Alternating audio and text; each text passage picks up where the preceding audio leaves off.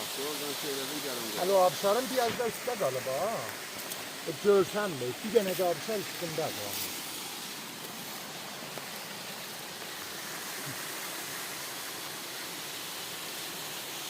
Buranı yola düşündüğüm yarımı aldım.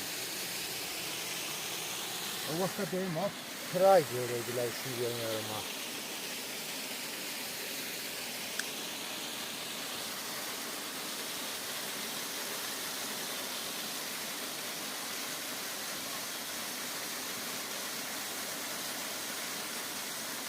Kurtuda ne de kaçıyorsun? Atağın, aşağıya duayla gidiyor da. Aşağıya gidiyorsan gider ha.